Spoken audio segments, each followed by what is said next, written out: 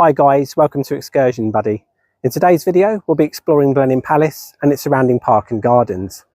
We'll be discovering some of the treasures found inside the palace, as well as taking in some of the beautiful scenery found in the gardens. And the cherry on top, the weather was absolutely gorgeous. Let's explore.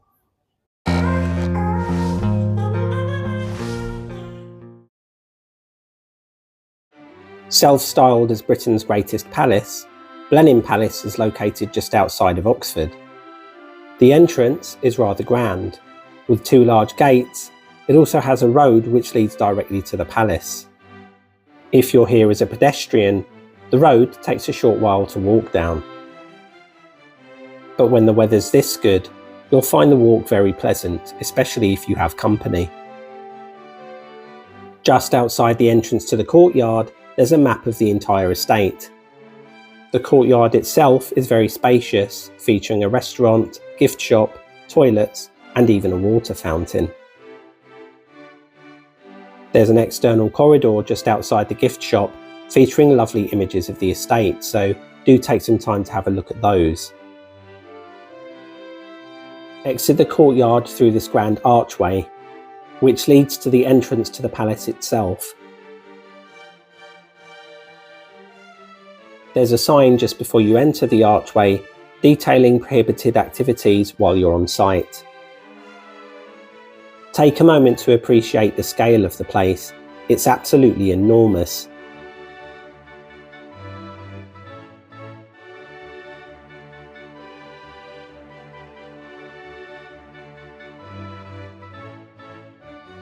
Before heading into the palace, take some time to visit the stables. There are some really interesting exhibits here.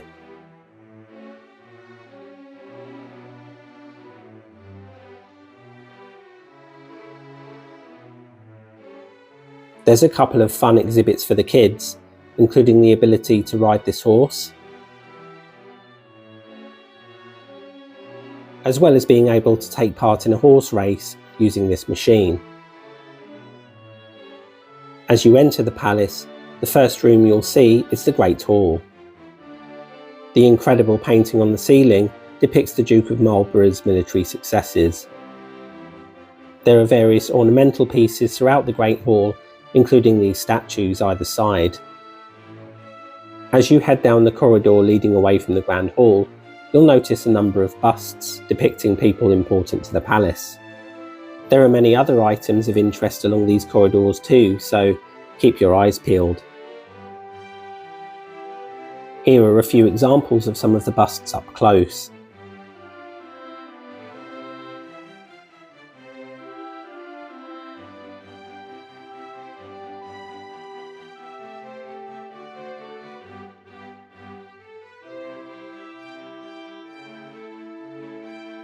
The next part of the tour features a timeline for the palace, which is rather interesting to read.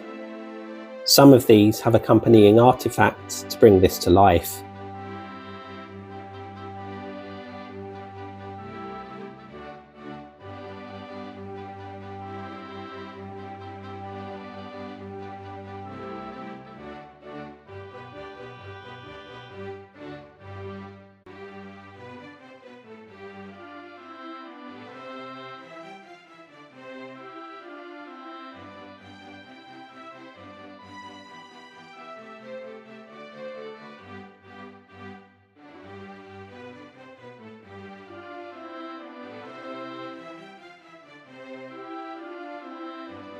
You'll discover this grand painting of Sir Winston Churchill, Knight of the Garter no less.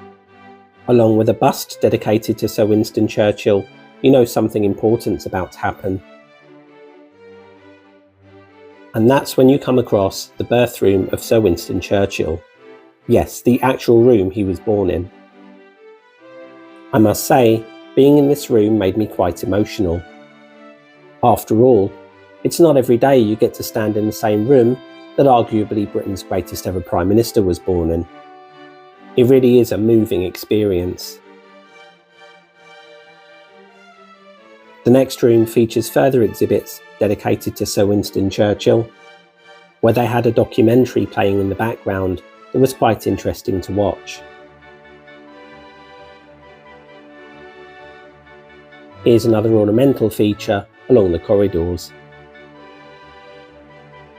The palace has some absolutely stunning paintings, primarily featuring the Dukes and Duchesses of Marlborough and their relatives, although there are of course other important figures too.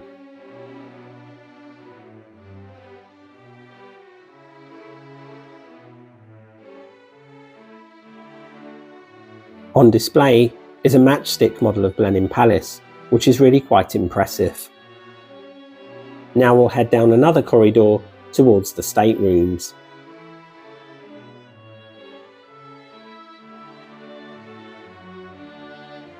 Along the corridor, you'll notice a number of grand dining sets which have been donated by China.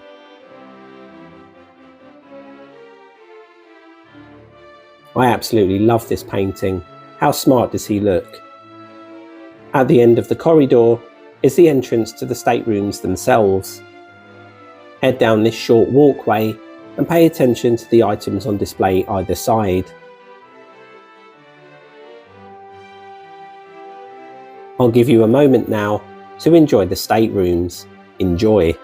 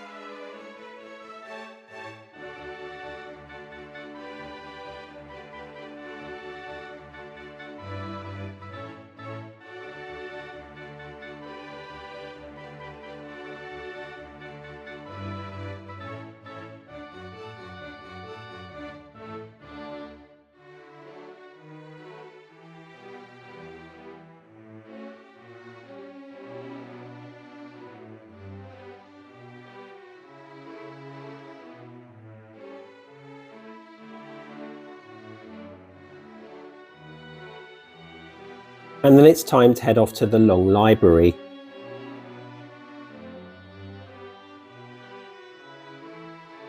As you can see, there are large numbers of books here, and in keeping with the rest of the palace, it all looks rather grand.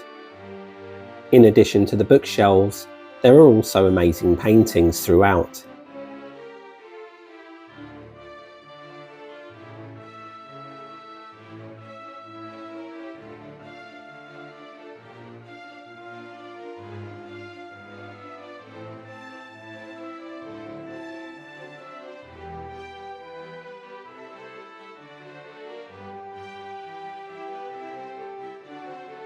At the end of the library, there's the organ. And even when you enter the room, you realise it's a major feature. During your time at Blenheim Palace, you'll notice a number of eye-catching art pieces. These have been painted by an artist called Mohammed Sami and are really quite lovely.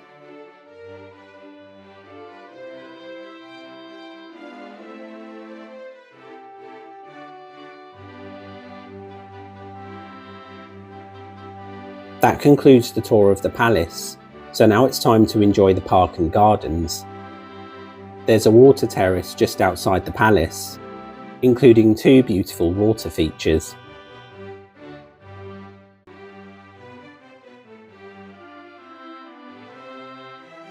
There's plenty of space between the two, giving you the opportunity to look back at the palace and get another perspective on just how big the place is.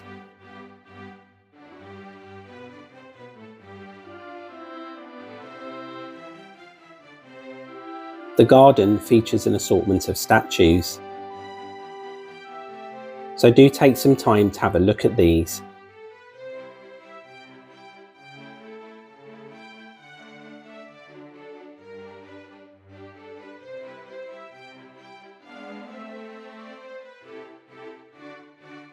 There's a walkway with ample bench space, so if you feel a little tired, you can take some rest. It's also a really nice spot for a picnic. Here's another water feature at the back of the garden, which includes a number of ornamental pieces and is actually quite long to walk down. This exhibit found in the garden pays tribute to the television series Bridgerton. It was probably the most popular display in the garden. There are further garden spaces outside the palace if you walk around it, as well as interesting monuments. Use these stairs to exit the garden and head towards the park. A word of warning though, the ground is made up predominantly of gravel, so if you're using anything with wheels, it can be quite a challenge. Before you head to the park, you'll come across this statue. Head right and follow the pathway, and you'll come across this monument just appearing on the left. This is the Temple of Diana and Churchill Memorial Garden, and understandably, it's quite popular with visitors.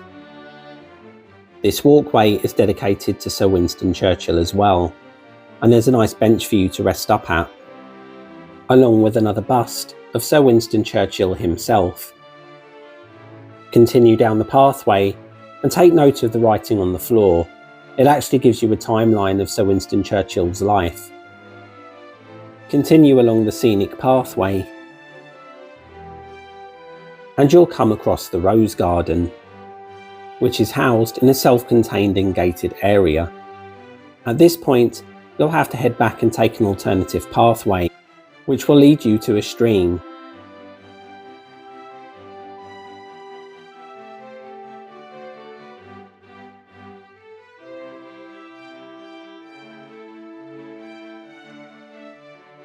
There are a large number of ducks which have made the stream their home,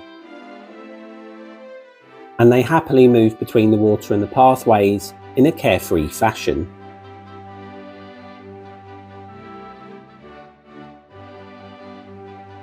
When you get to the end of the path, there's a waterfall feature. Admittedly not the largest waterfall I've ever seen, but it is rather pretty.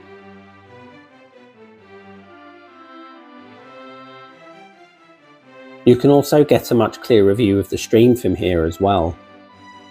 Move further up the hill and you'll get an alternative view of the waterfall and the stream. As you move further down the path, you'll see water appear on the other side, and this leads back to the palace. As you venture further into the park, you'll get a breathtaking view of the palace, and they play cricket here as well. As you move closer to the next garden, you'll see a range of flower beds and water features. I'll give you a moment to enjoy these before we head on.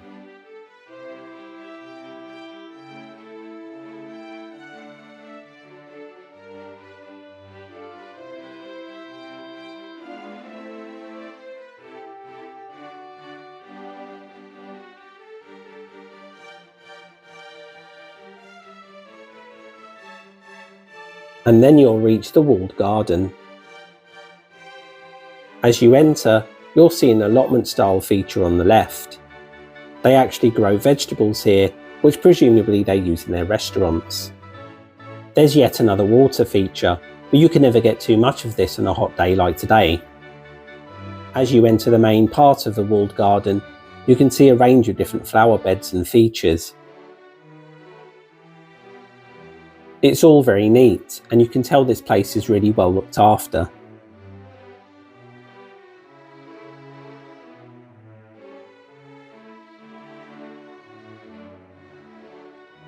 There's a facility used here for making honey. That makes sense considering all the flowers available for the bees to pollinate. The garden is host to a butterfly house. There's lots of different types of butterflies to see, and they're free to fly around within the confines of the building.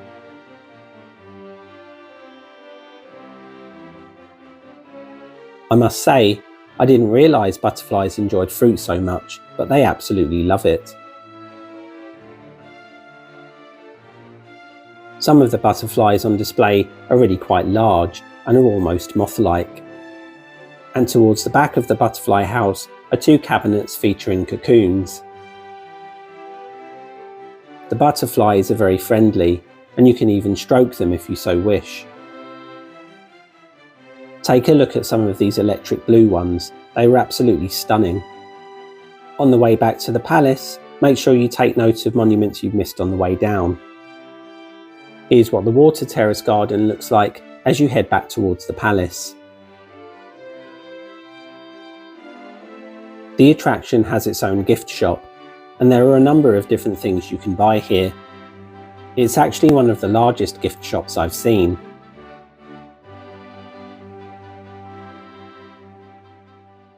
Hi guys, I do hope you enjoyed the video. If you did, you know what to do. Like and subscribe as you see fit, and hopefully I'll see you on the next video. All the best.